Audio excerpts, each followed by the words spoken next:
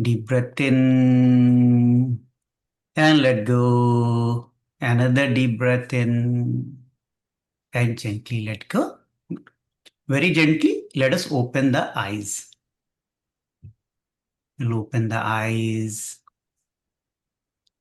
and see whatever is in front of you. It could be laptop, it could be computer, it could be your phone, it could be something else. And just make sure that you see a few things, right? It could be wall behind the computer, it could be window behind the computer. Just just take your rotate your head a little bit here and there and just observe. You are just doing seeing, you are not doing sukshma yoga, right? I know you all are yogis, so it is the only thing you are doing is seeing. Hmm?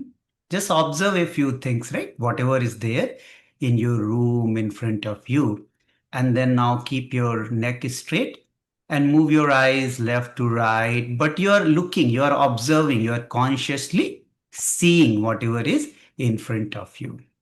Okay, so just become aware of the space in front of you. Just relax your eyes. Naturally, whatever you see, you become aware of that.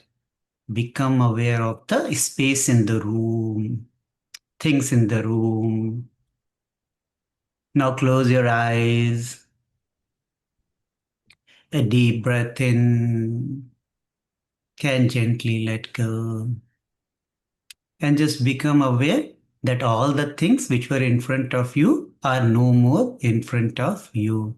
They just dissolved, all those images, and that space just got dissolved. We just have the idea that space is there, but the direct experience of the space is dissolved. Let's gently open our eyes once again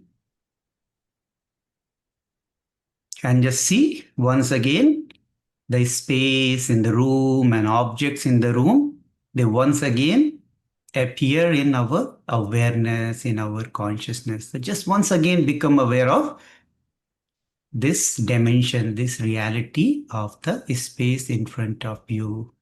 You are in the room, there is a space, there are objects, and you are seeing them. Now, once again, close your eyes. As soon as you close the eyes, all those things, they just get removed.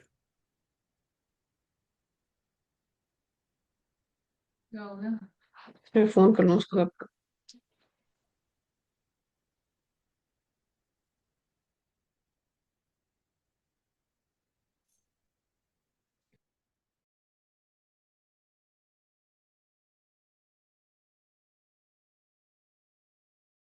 And once again, open your eyes.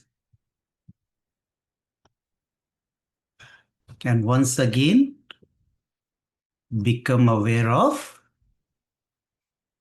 the physical space in the room and objects in the room. And very gently close your eyes this time. And once again, become aware that all those objects and space, the sense of space, just got dissolved.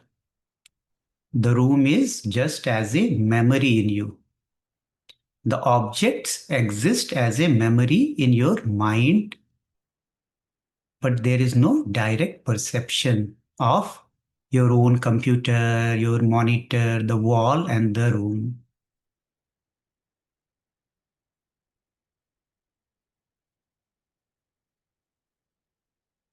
And just relax.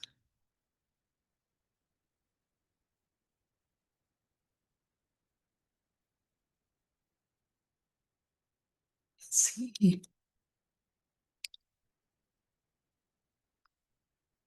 become aware of all the thoughts, whatever is coming in the mind. Could be some images coming. It could be a dialogue going on.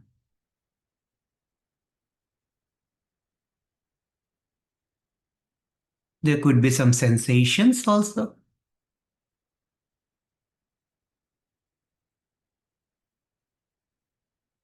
You might be feeling something,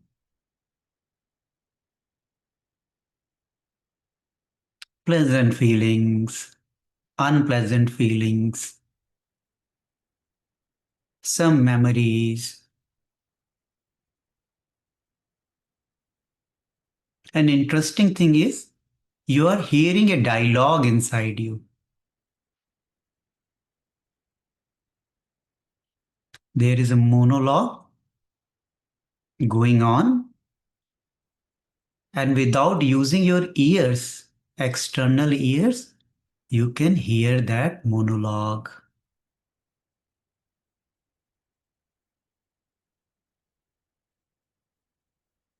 And just become aware there might be some images from memory.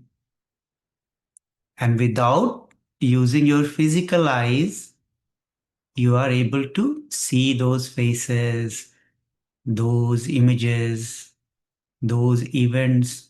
Eyes are doing nothing, but you are still able to very likely see some of those from your memory. Same thing about sensations. Your skin is not involved, you are not touching anything, but still you can have the perception of touch.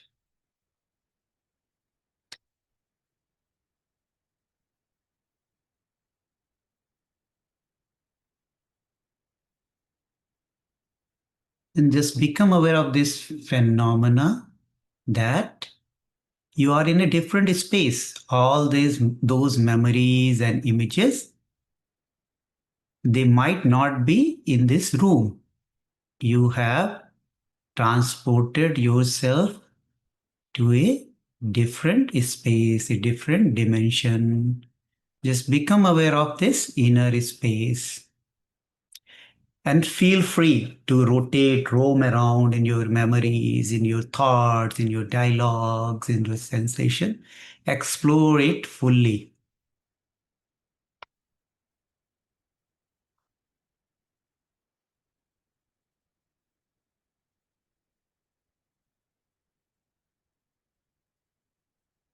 Keep exploring your inner space, thoughts, sensations, feelings, images.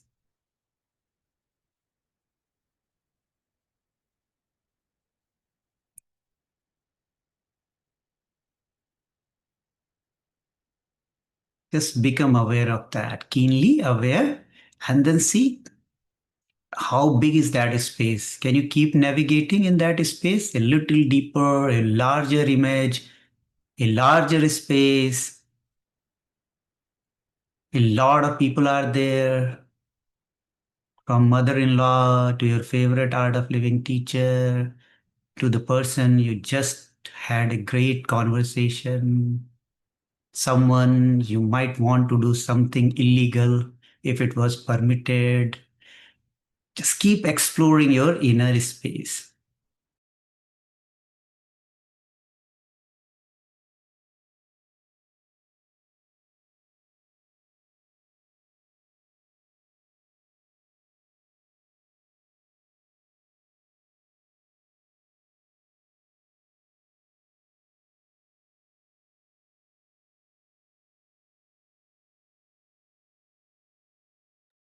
Take a deep breath in and slowly let go.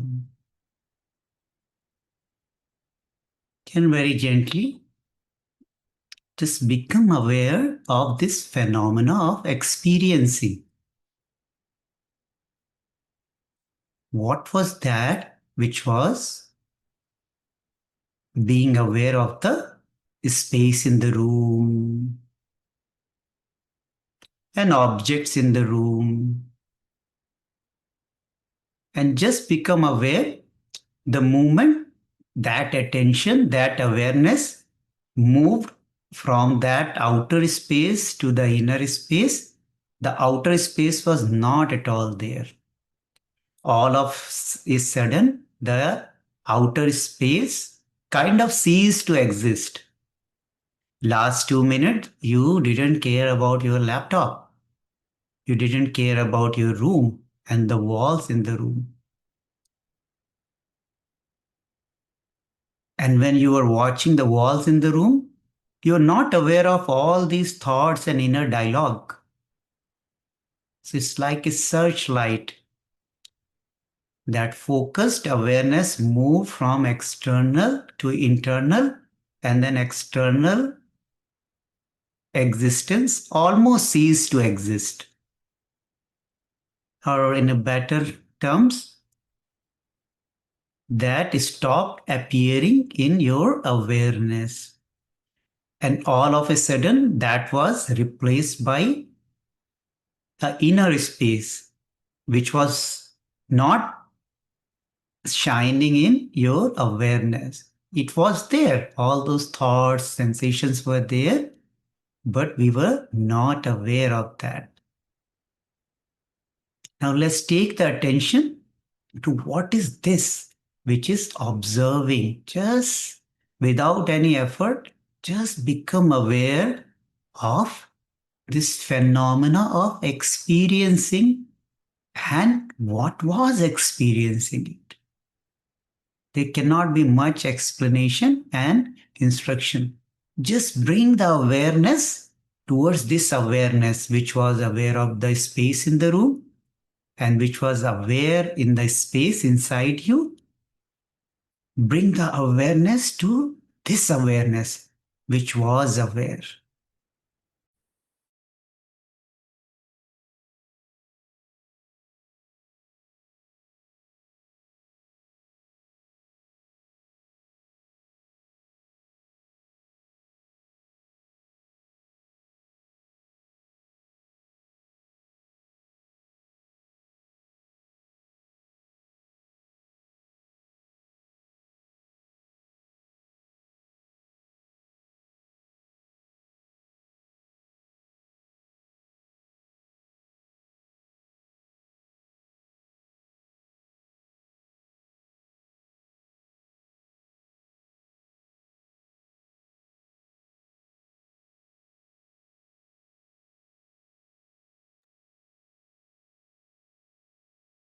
Keep the attention to this experiencing and experiencer.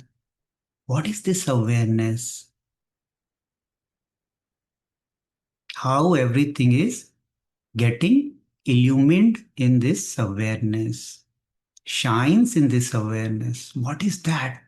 Let put the awareness into that awareness.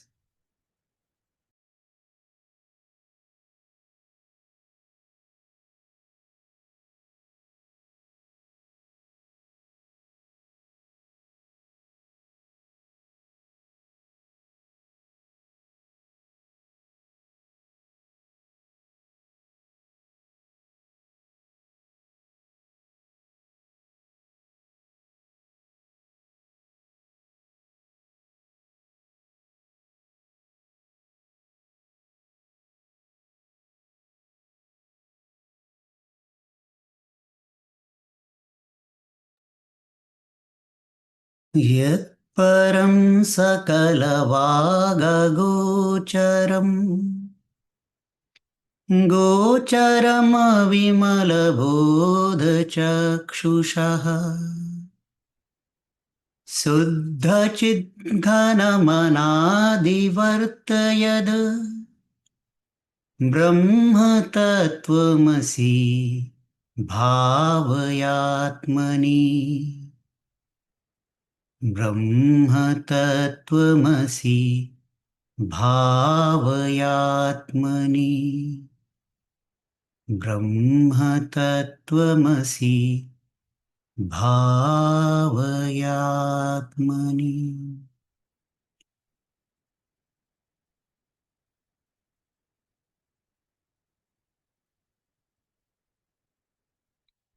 Take a deep breath in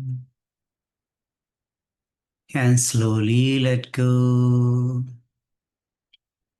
Another deep breath in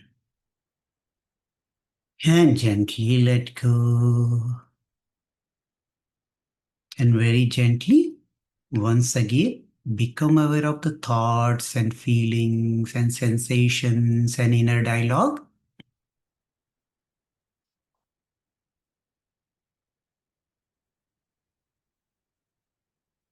And gently become aware of the room and your body.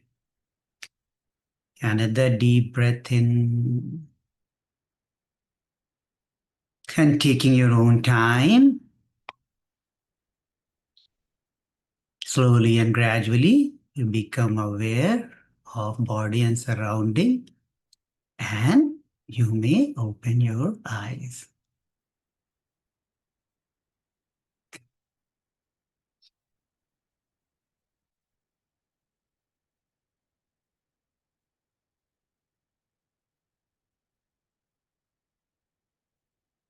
Just remember Gurudev for a moment.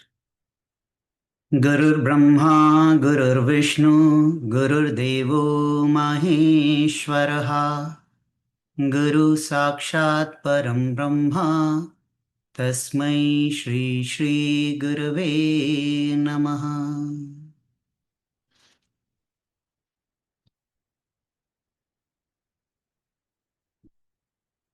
ॐ तत्सत् यतः सर्वाणि भूतानि प्रतिभान्ति स्थितानि च यत्रैवोपश्मं यान्ति तस्मै सत्यात्मने नमः.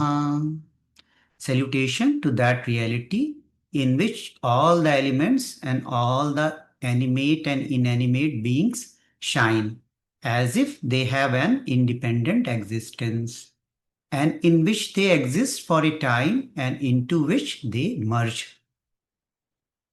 ज्ञात ज्ञानं तथा नेयं द्रष्टा दर्शन दृश्यभुः कर्ता हेतुः क्रिया यस्मद् तस्मै ज्ञाप्त्यात्मने नमः.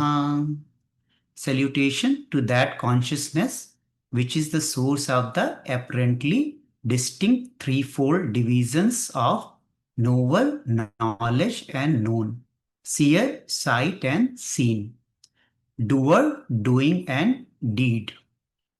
स्फुरन्ति शिखरा यस्मद् आनन्दस्याम्बरे वनौ सर्वेषां जीवनं तस्मै ब्रह्मानन्दात्मने नमः. Salutation to that bliss absolute, the ocean of bliss, which is the life of all beings, whose happiness and unfoldment is derived from the shower of spray from the ocean of bliss. And before we start with this chapter of creation, okay, as a quick review of first and second, a few things I'll let you read first. Some key points. Let's read it fast.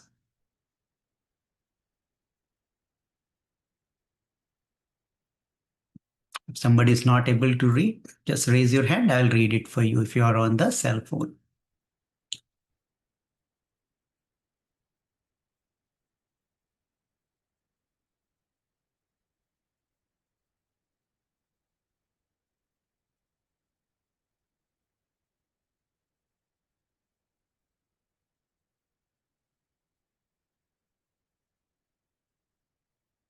Good. Okay. So, what was the key point from the first chapter? Dispassion. In the first chapter, Rama goes and does the evaluation of his life. And I think it is the reference to us when our own consciousness takes the stock of the situation. Few key things: the reality of the relationships, how they are formed, and the value of those, the value of the wealth and money, and the lifespan, that inevitable mortality, and this idea of me, the egotism, and how it brings the suffering. and the mind, becoming aware of the restlessness in the mind, cravings, desires, today this direction, tomorrow that direction, all that movement, and how futile is those things because they never give the everlasting happiness. And becoming aware of the nature of the body, how it is changing from a tiny 8 9 pound baby to 200 300 pound Godzilla. All that. Oh, Godzilla also have a god, right? Okay, good. So good example. So from a little bit tiny bundle of joy to bundle of nuisance, that body, you have seen that eventually what happens and how it gets like very easily happy with little gratification, and how it can be distressed by least. If there is right kind of sauce, it is exalted. If the little bit of salt is more or less, it is so depressed. Very little things can put it there. Then phases of the life, the childhood, the youth, and the old age, limitation in each of those phases. Nothing was perfect. The mind tells the, oh, childhood was amazing, youth was amazing. Once I grow old, I retire, it'll be amazing, right? But just see the reality. And time, how it is killing mercilessly everything. Krutanta actions and the fruit of actions. Just a quick recap. I'll send these. So no need to take notes. I'll send it. I promise. Someday I will send it. I don't know when, but I will send it. So don't worry about notes. And then second chapter we finish the behavior of seeker. Don't worry, Vicky. I'll send it today. Okay. Don't worry. I'll send it today. The diversity, how the consciousness experiences the diversity. And as of now, it is a theoretical that based on the mental modification, all this diverse world appears before us. And it claims when these mental modifications are handled, chitta vritti nirodh, then the yoga will happen. Then this whatever is that world will cease. Then it talks about self effort. How important is the self effort? It is we have to, with the grinding teeth, pursue the path of liberation, the pursue the path of bliss. What is the inner awakening? Then fate. It Yoga Vasistha Vedanta, it gives the control back to the individual. It just gives that. Vivekananda used to say like uttasti jagrati prapya varam nibodham, like wake up, and get up and work hard until you reach the goal of liberation. So you are not a helpless soul and on the mercy of event, on the mercy of your karma. You are not on the mercy of something called fate, right? So just take the control. You are that, thou art is you. Then aham brahmasmi. So it just that until unless we negate the idea of fate, it is impossible. So it just gives the control back. Whether fate is real or unreal, we can have a debate about that, which you can have debate with someone, not with me, because I wouldn't do that. It's just the idea is that you are not helpless. You are divine. You are part of divine. So take control. Laziness, become aware of the laziness because laziness is the biggest enemy. Latent tendencies. Some positive tendencies, some not so positive tendencies. Positive tendencies brought you to Yoga Vasistha. Not positive tendencies stop you from reading few pages every day. And you know who you are, right? So just be mindful. Action, action. It just like talks a lot about action, but it is the most potent of your tendencies translate into your thoughts, your speech, and your physical action, right? So it is about the action. So these are the few key points. I will send it to you guys, and please do read. Okay. So I'll stop here. Now, before we start the third chapter, Couple of questions, right? Is the pace too fast?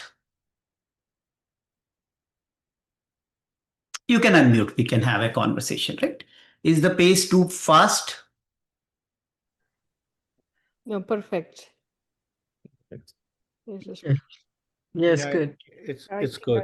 yeah, I would say the Yeah, same it's thing. good. Okay. Yeah. And plus, you are recapping also, Prabhatji, which is certainly very much appreciated. Okay. And everybody is reading the book. Okay. Just one clarification, right? I am not Vashistha. Okay. So if you just totally lean on what I'm sharing, I think that you are placing your trust, too much trust, let me put it right. So it's important to read few pages. It should not be that, oh, you realize that, oh my God, I haven't read first chapter, second chapter. Let me finish in one night, one sitting. You are most welcome to do that. But if you do this thing, do it 5, 7 times, right? So if you read too much, then repeat that thing. And but either way, read it, contemplate it, because what happens is that whenever you read, it opens a newer dimensions in understanding. And I myself have read this like God knows how many times. At least like first few chapter, I might have read many, many times, listened to them many, many times, and every time it just seems totally new. Okay, Ajay and Naveen wants to say something. Yes, go ahead, So the Ajay. only issue is that I don't know how many pages to read. It's like I have this book, this version, Yeah, you can read few pages, right? but till how many for before the next class, next session? That's Next the session, confusion I have. as many as you finish, right? Oh, So, okay. but just don't go to the fourth chapter, right? We are still in the third chapter. Yeah. Okay. Okay. So All right. just read few pages. I mean, ideally, one page a day is recommended, but it will take 2 years if you do one page a day. So I think first session we had talked about that, right? Mhm.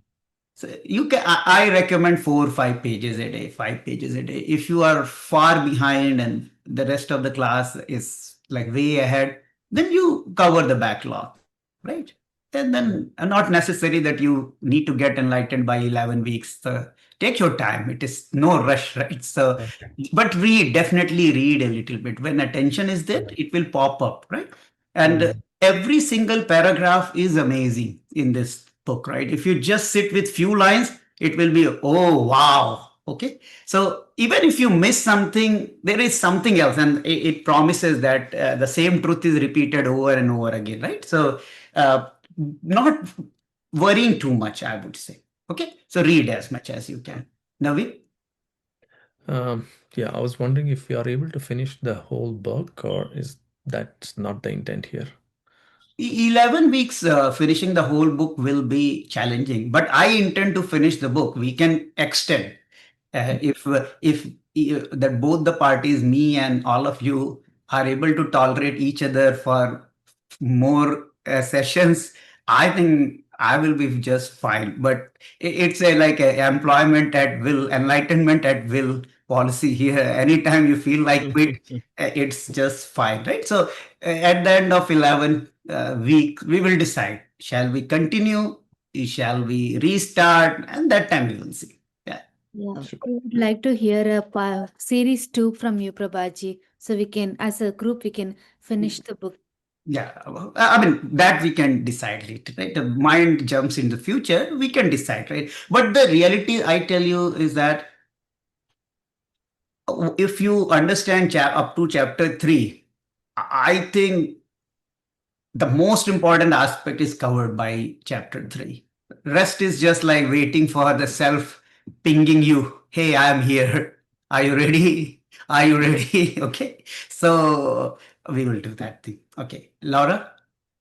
You've mentioned listening a couple times. Is there an audio book? So what I do is like on the Kindle, you can play. Yeah, that's what I do too. But it's Yeah. not as good a comprehension as because all the Sanskrit gets cut out. Yeah.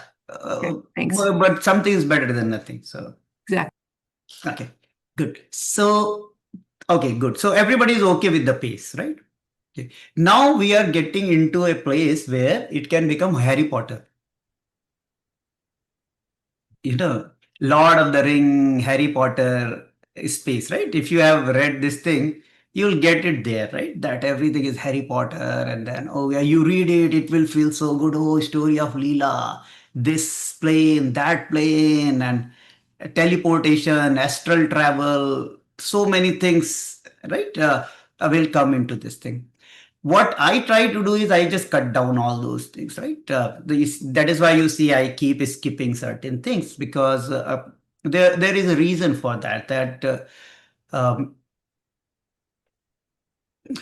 there is nothing right, nothing wrong. I think it depends upon the mind, right? So sometimes people like listening juicy stuff, right? So stories make easy, like they say, right? Fact tell, story sell, right? So the power of storytelling is very important. The whole human civilization revolve around storytelling. So if you listen in a story form, then it stays longer.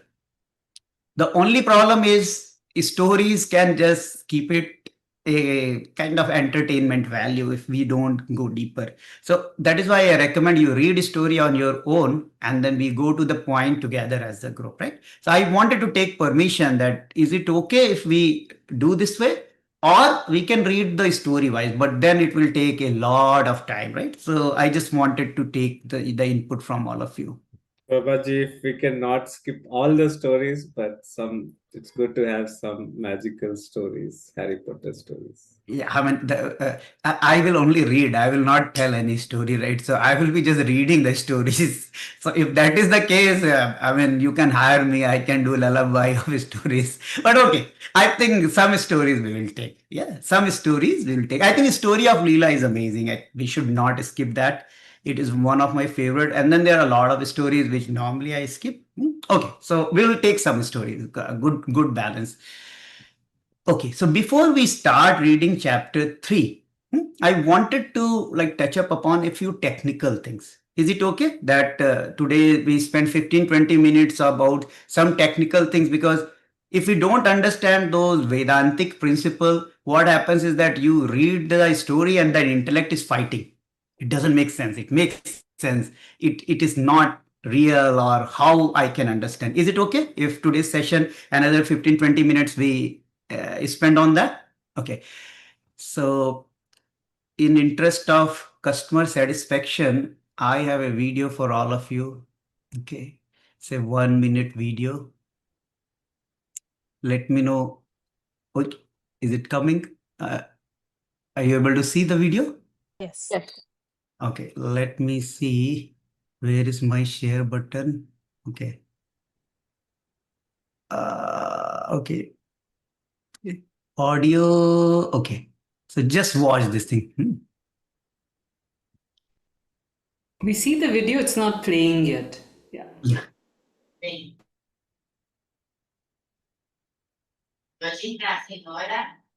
So this is a mother and a child. Child is you, and the mother is the mother nature creation. Okay. Just put yourself in that space.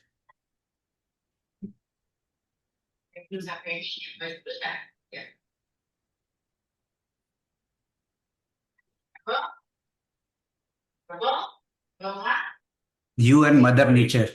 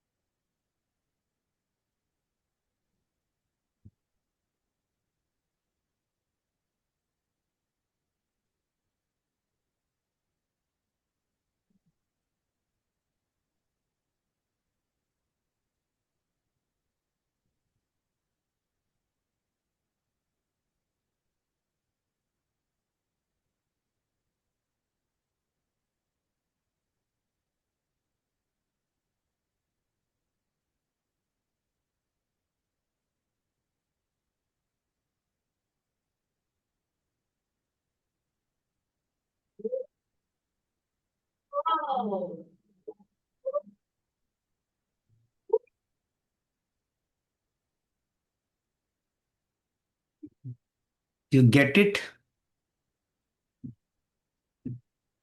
What do you get it?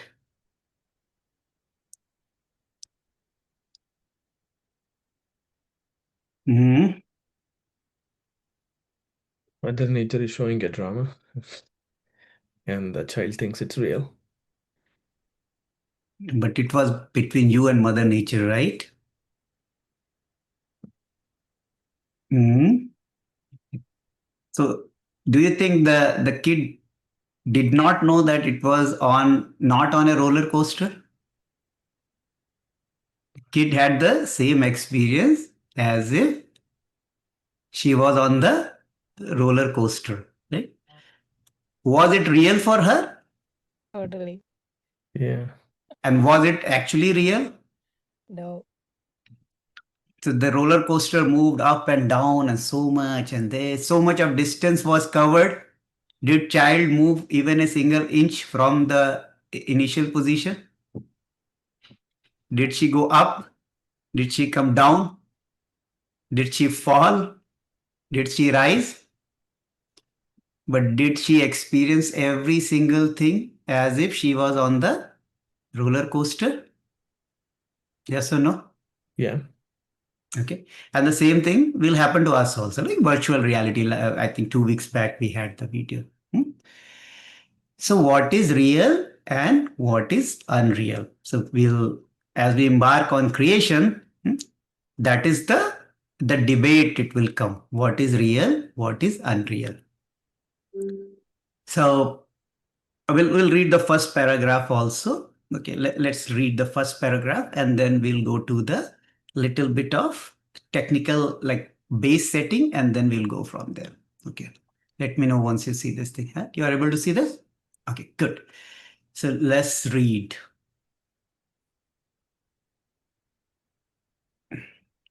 On creation, akasa is space or dimension. Okay, everybody knows space, akash, right? Is the element.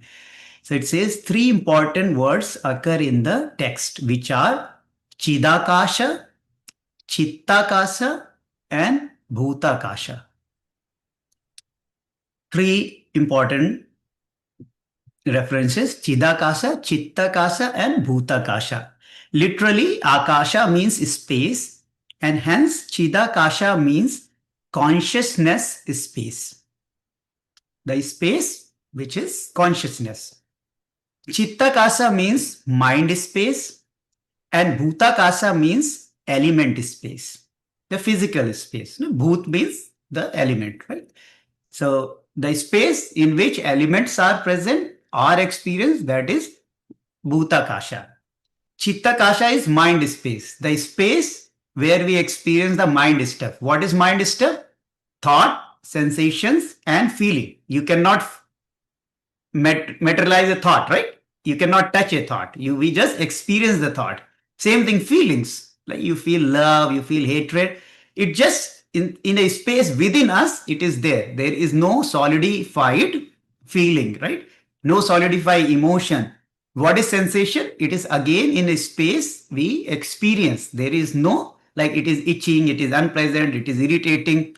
All that thing is just a experience in space within, which is Chittakasa, the mind space. And the consciousness space. Like what is consciousness space? That is the most interesting thing. If we understand that, I think everything becomes very easy.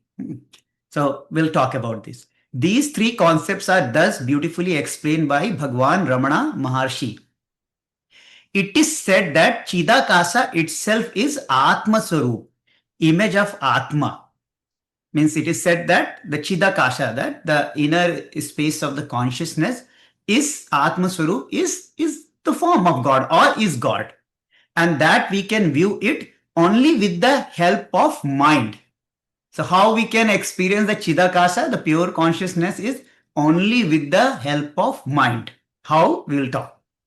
How can we see it if the mind has subsided? So this is a question that it says that Chidakasha is kind of the Atman or God or absolute consciousness, and only through the mind it can be experienced. And then whole yoga says subside the mind, like okay, do breathing and do pranayama and do something so that you can subside the mind, become no mind.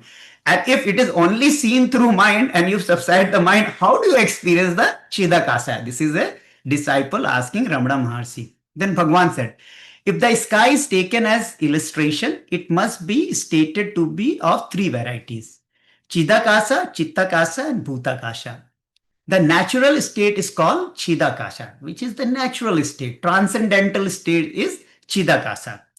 The I feeling that is born from Chidakasha is Chittakasa. So in the mind, it is always I. I am irritated. I am seeing this. I am angry. I am happy. So that thought is that individual identity I. So the space, inner space where this I starts operating is known as the Chittakasa. As that Chittakasa expand and takes the shape of all the bhutas. Now it says that the mind form, that the mind stuff expands and it takes the form of physical object. That is very interesting concept. Okay, I'll take a reverse corollary and then we will work on this one, right? But it says that when the mind expands, it takes the form of the physical space. Through the mind, the physical objects come in existence or come in the awareness. When the Chittakasa, which is consciousness of the self, I, does not see the Chidakasa but sees the Bhutakasha, it is said to be Manokasha. So that the mind stuff, let's assume that Chittakasha is the middle layer and that has a torch. When that torch is focusing on outside, it becomes the Manokasha, that it becomes the mind, the space of mind. And when the Chittakasha but sees the Bhutakasha, it is said to be Manokasha. And when it leaves Manokasha and sees Chittakasha, means the focus turns inward. Then it and sees Chidakasa, it is said to be Chinmaya, pure consciousness. So that awareness, when it is becoming aware of external object senses, then it is operating from the mind space. But that awareness, when it turns inward, when it turns to itself, that becomes Chinmaya, the pure consciousness, the consciousness without any modulation. In the deep meditation, the awareness becomes self-aware, right? And then there is no mind step, no feeling, no body, no I, no you, and that is called Chinmaya. Okay. The subsiding of the mind means the idea of multiplicity of objects vanishes and the idea of oneness of objects appear.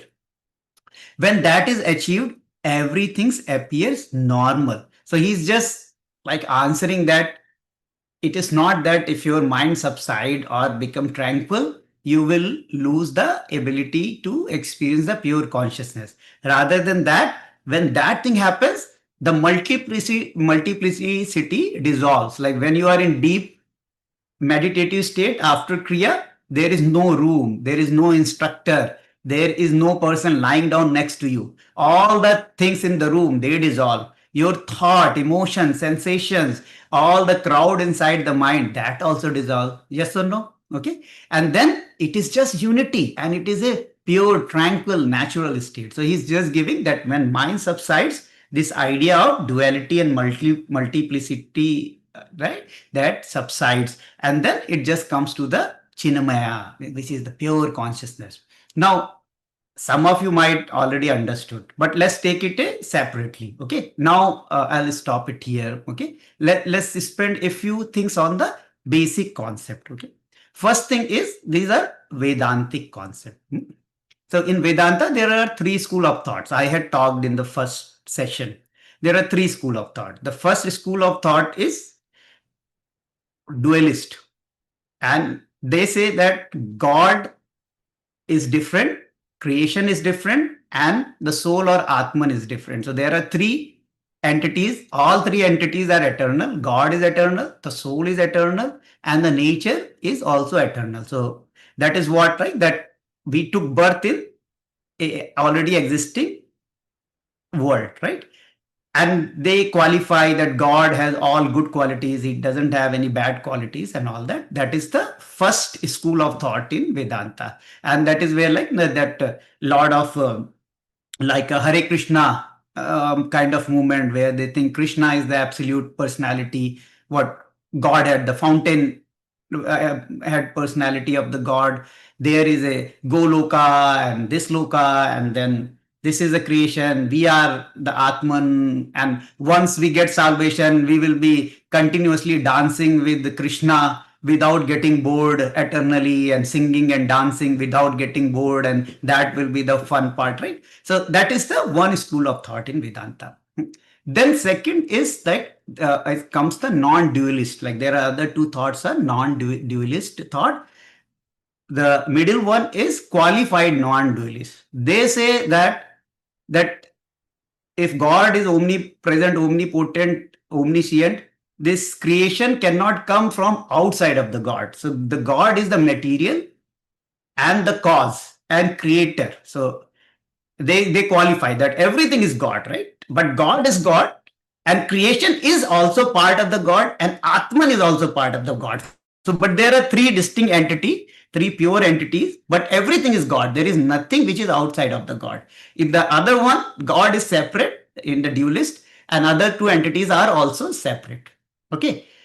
And they give the example of like a spider, that a spider takes the web out of its own body. The material of the web comes out of the body of the spider, and after that what does a spider eats that web back to form another web. So they give this example, like just like a spider, the world comes out of the Brahman or the God, and it goes back to the Brahman just like a spider.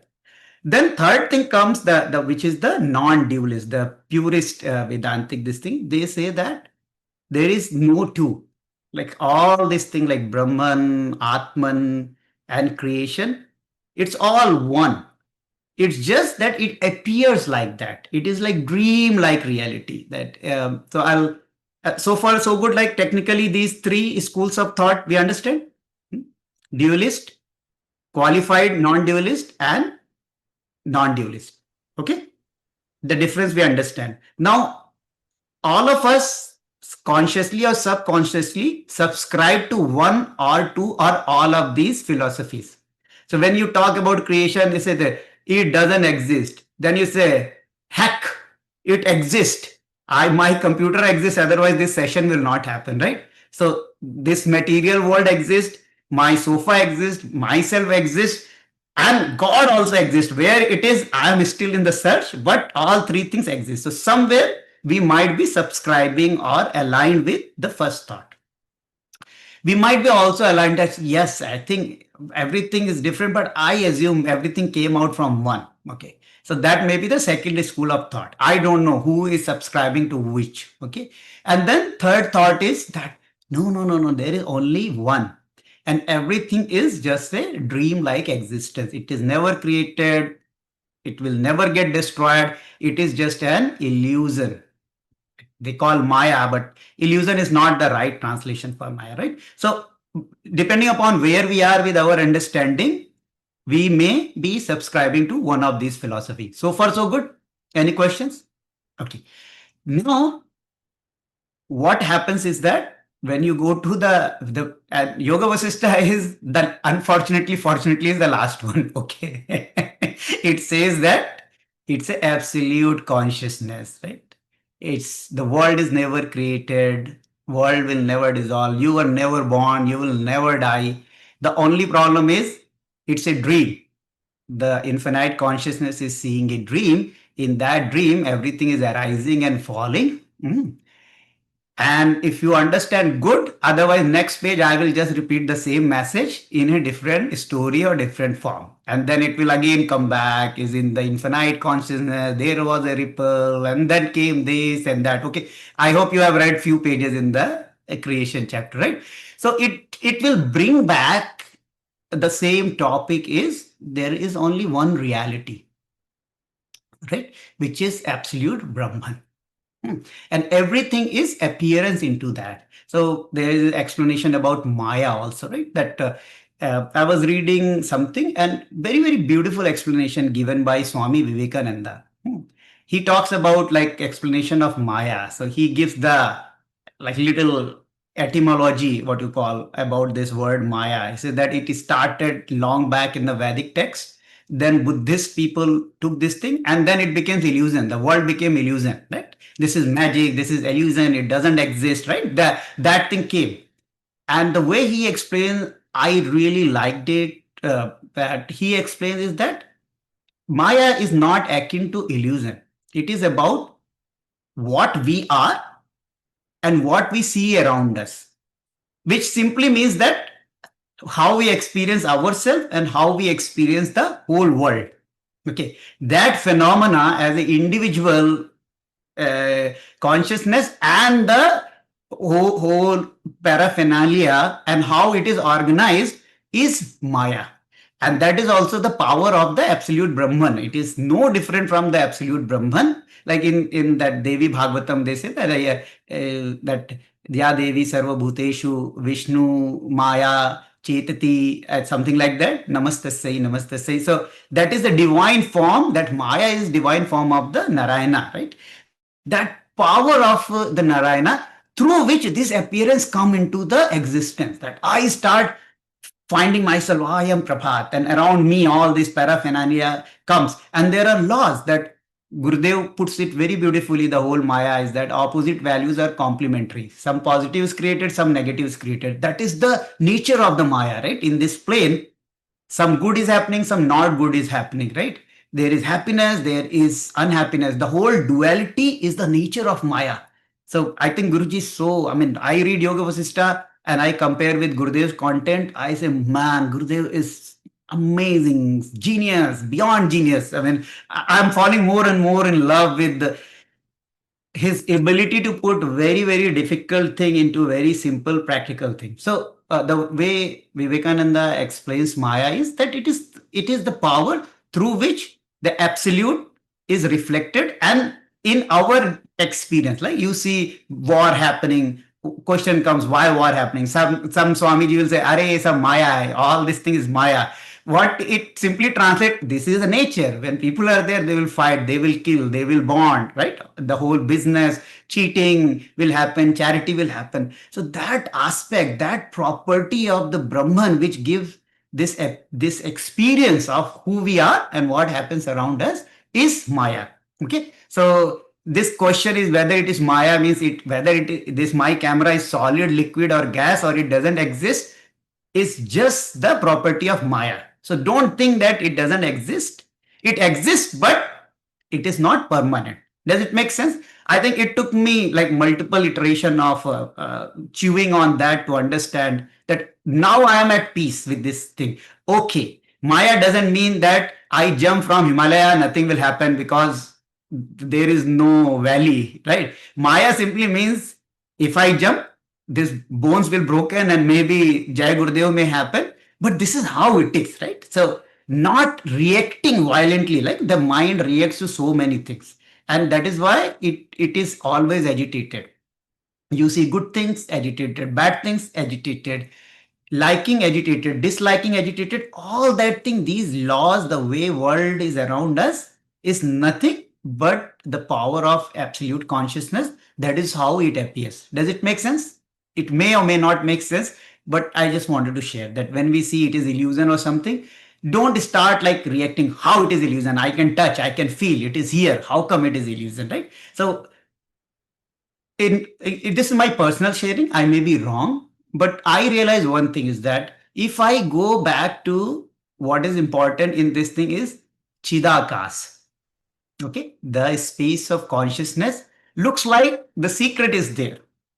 The physical space, Yoga Vasistha says that, okay, good, it is there, but it is apparent, it is illusion, or it appears, it is confusion. So looks like answer is not there. Okay. Then I come back to the mind space. I just realized this is also keeps changing. Yesterday, Prabhat was happy. Then he was asked to bring milk from sprout. He became unhappy. Without any material change, the whole happiness changed, right? He read a email, he got excited. He read another WhatsApp message, he got very upset, right? So the whole thing, inner thing is also constantly changing. So it looks like the answer is not in the mind space.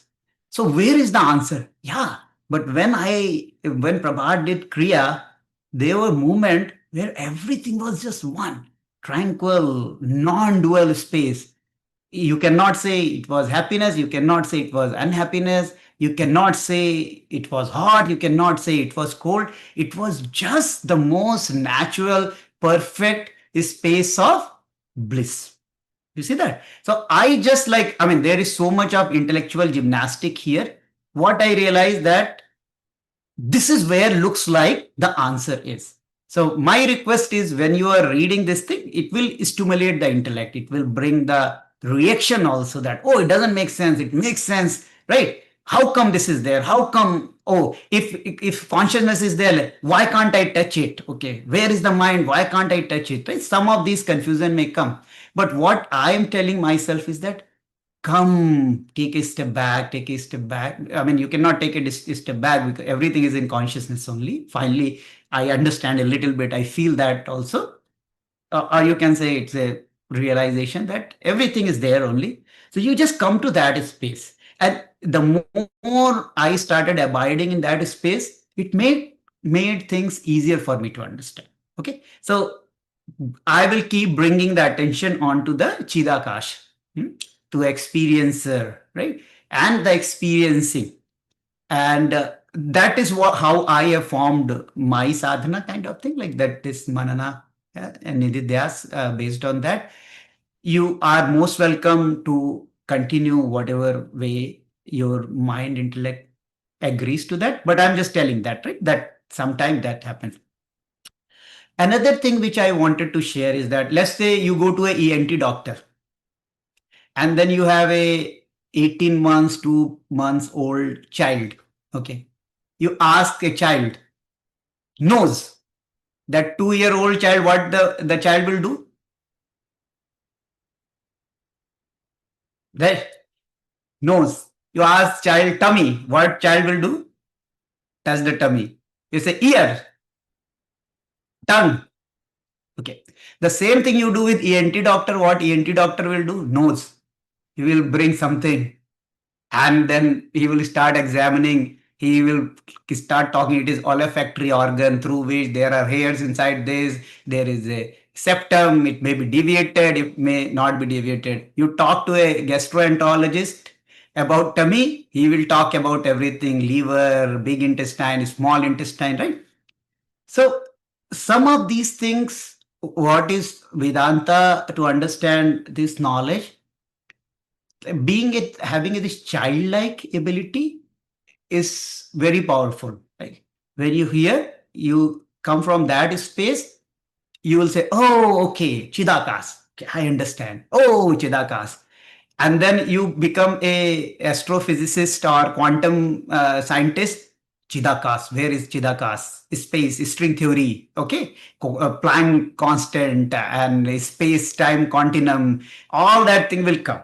So choice is yours. I mean, I'm not saying that you have to agree, but I just realized that in a childlike innocence, things just woo, eureka, they just happen. So just see that there is not too much of intellectual this thing, but every mind is different. It is not tunable, right? If it was tunable, world will be a very peaceful place and a very different place, right? So I'm just like suggesting few things. You see your own nature. Okay. And Shankaracharya says very beautifully that sloka I was chanting, Yat Param Sakala Vaga Gocharam, means like the consciousness, Yat Param Sakala Vaga Gocharam, it cannot be experienced with all the senses. It cannot be explained in any kind of words, right? Gocharam Vimala Bodha Chakshusha.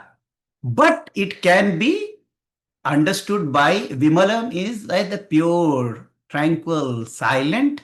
Bodha Chakshusa is a purified mind and intellect. In that, it just reflects. Okay. Then it says, Shuddha Chit Ghanam Anadi Vartayati. It's a solidified, pure consciousness. It's a eternal, never ending, and that is you. Meditate on that, right? So that sloka is from Shankaracharya, Vivek Chudamani, right? It's very beautiful because it cannot be experienced with the five senses. I think attempting to experience through five senses will be futile. Okay. So while you read it, some of these concepts, if you try to analyze, oh, let me see this, let me hear this, let me touch this, it's not going to happen. People who are like a doctorate, double doctorate in this, like Shankaracharya, they themselves declared, don't, it is impossible. Can it be explained in words? Impossible. The only way it can be reflected is or understood is pure mind, intellect, complex, right? So, Vimalam Bodha Chakshusha. So the inner eyes, which are pure, tranquil, it will reflect into that, right? So that is why pranayama, it tranquils the mind, purifies the mind, like kriya, all the good things, right? So they prepare the mind, but mind is not capable of experiencing this thing. So I just wanted to set the expectation because the theory and practical should go together. Otherwise, we'll keep reading theory. We go back with the ideas that doesn't make much sense. Okay. Now, coming to today's sloka, like three spaces: physical space, mental space, and the space of pure consciousness. So the meditation we did, right? We did the meditation, you saw the physical space. But the moment you close your eyes and you place attention on your feelings and emotion, were you aware about the physical space or it just dissolved somewhere? When you open the eyes, it comes back. You close the eyes, it just dissolves. Yes or no? So you experience the physical space? Yes or no? Very direct experience. What is physical space? Then very direct experience of the chitta kasha also, right? The inner space also. Isn't it that feelings, thoughts, emotions, without eyes, you can see images and faces in your mind. Without touching something, you can feel the sensation. Without using the external ear, you can hear the inner dialogue. Yes or no? So that space is the space, chitta kasha, space, the mind stir, the space of the subtle body. That is the subtle body. The gross body is in the physical space, the subtle body is in the chitta kasha. But the moment you turn the awareness towards who is aware, and you just stay there for a few seconds, and then you, what happens? You become Meghana. You get dissolved. The awareness, it's the most self-obsessed entity is consciousness. It is so obsessed about self, right? Okay. I'm joking. Okay. I don't want to take panga with the pure consciousness. Okay. But you just see the moment the attention is brought, who is observing? What is observation? And then all of a sudden, what happens? We get into the la la land. Yes or no? Okay. So did we experience the physical space? Did we experience the mental space, Chidakas, Bhutakas and Chittakas, right? And did we get this glimpse, maybe not in this meditation, but after your Kriya, Sahaj, you had that attention that, No idea about physical space, no idea about feeling, emotion, sensation, inner drama, right? And there is the unity. This is what Ramana Maharshi is saying, right? That idea of multiplicity drops, the duality drops. It's a perfect, tranquil, harmonious presence. Yes or no? And that is what was that someone else or that was you? It was you only. Yes or no? It was all that thing was happening inside you. So all three spaces we have experienced. And thanks to Gurudev, we all should be so grateful that he has given this the supreme experience on the platter. A lot of people don't even know that, like, okay, they can transition between any of these three spaces at will. That is the Parama Yogi who can do, right? So Bhutakasha, Chittakasha, and Chidakasha. Okay. There is the question is that if mind is subsided, how can I experience the Chinmaya, like the Chinmatra? So there will be a lot of discussion about that. But just to clarify that point, right? So consciousness is like light. Like if I take the example of beam of the light, right? So if to experience the beam of light, you need an object to reflect it. So if the beam of light you put in the space, you don't see the light coming until unless it is reflected with something else. Yes or no? So same example, like consciousness can only experience itself when it is reflecting something else. So what happens is that the senses bring the signals about the Bhutakasha. So I promised that I'll take a reverse corollary, right? That it says that mind expanded, it became physical world, right? And I said that I'll take a reverse corollary, right? So what senses do is they bring the stimuli from the external world. Okay. But eyes seeing doesn't make any sense. I don't see. The eyes are not the objects, the instrument of seeing.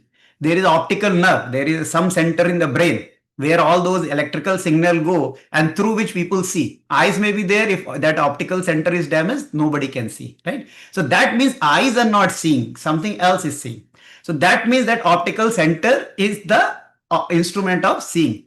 But many times eyes are there, optical center is there, but your attention is not there. We don't see it. That is how we lose our house key. Spouses lose house keys, not you. You guys are perfect, right? Always in present moment, right? People lose their things, right? So the instrument of seeing is not eyes, not brain, not optical nerve. It is the mind which registers, which sees.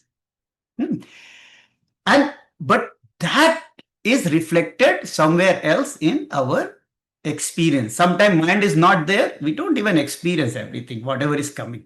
So it is reverse. That let me put it like this: that if the where all this shine is in something inside us, right? Or us.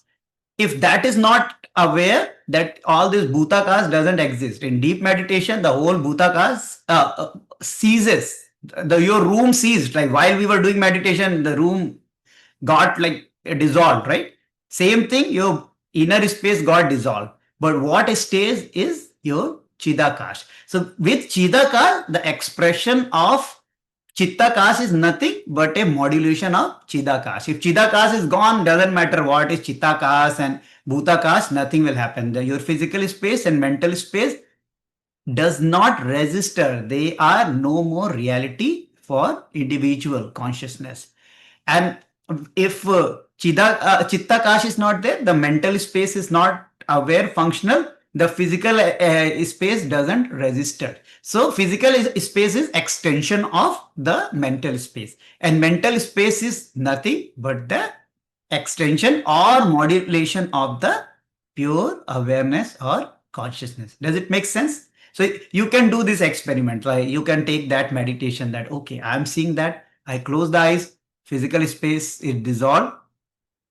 I am in my mental space. But then the moment I bring the attention on, who is observing this? Who is observing this? Who am I? Who am I? The mental space also dissolve. So everything is just extension from this. And then you just see that it is virtual reality. Okay. It is a virtual reality. Like we are just creating. And but it feels so real. It just feels so real. Right? So people, like we have five senses. So we see world in 5 dimension, the external world in 5 dimension. People who have lesser senses, like God forbid, so if somebody doesn't have a sense of sight, they lose the whole dimension. If people are congenital deaf, they lose one full dimension. Like for them, does sound exist? Sound doesn't exist. Sight doesn't exist, right? Taste doesn't exist. So I had lost the sense of taste for almost 6 weeks. So I was like so frustrated. I'm eating, nothing happens. I am not feeling anything. So it's a like it was very bizarre experience. But and imagine you had 10 senses. There are five more type of senses, like six sense. Like there are intuition kids with they close their eyes and they can see and they can write, right? So it is not your senses which are telling this thing. There is some other awareness which is, we'll talk a little bit more as we go into creation and all. We will have more debate about that thing, discussion about that. But does it make sense what we are talking? So I'll stop here. So let's recap. Three type of the philosophies, that the material world is real, God is real, I am also real. Okay, these are three distinct entities. First, dualist principle. If you align with that, I have no objection. Vedanta has no objection, because there is a common thread that Atman is pure. So whether you subscribe to this or that, you are pure. Vedanta is all accepting. Then the second thing is the qualified non-dualist. They say everything is God only. Like God is the cause, material, and creator of the universe. So everything is one, but they are separate three things. They also say Atman is ever pure. And finally, the Yoga Vasistha non-dualist Vedanta, which says that no, there is only one consciousness. It just appears multiple. And I think we haven't read more, so I'll stop on this thing, right? So that is the third school of thought. So whatever resonates with you, just be that with that, right? No need to fight with that, because that will bring a lot of resistance and it will not allow you to see. Then what we talked about Maya. Maya doesn't mean that it doesn't exist. Maya means what we are right now and how the whole thing appears to us, the world around us, the laws around us. That is all defined with Maya. It's nothing different from the Brahman, from the absolute consciousness. It is just the power of the Brahman. It is just the appearance. It is the kind of a distorted version, reflection. I wouldn't say distorted, is a reflection in a different reality. So we'll talk a little bit more about that. Then we talked about three spaces, Chidakash, Chittakash, and Bhutakash, and how mind is important, because pure consciousness is reflected through some object. The physical world only reflects in the mind. Physical world doesn't reflect directly into the pure consciousness. It reflects into the Chittakash, in the mind, the realm of mind. And the realm of mind shines into the consciousness. And only the consciousness is what which gives light to the mind space and to the physical space. Through that only everything is experienced. So then we bring the attention to what is that is experiencing, and that is worth knowing. So in between there will be a lot of intellectual questions and like quest and maybe reactions. I would say is deal with them non-violently. I say okay, fine, you stick with whatever you say, that but bring the attention to the awareness, to the consciousness, and know that it cannot be explained. Yet param sakala vaga gocharam, it cannot be explained. Okay, but it will reflect in your pure mind, intellect, that space, right? When your inner eyes are clear and open, it will reflect in that. Okay, I'll stop here. Any questions? And we close.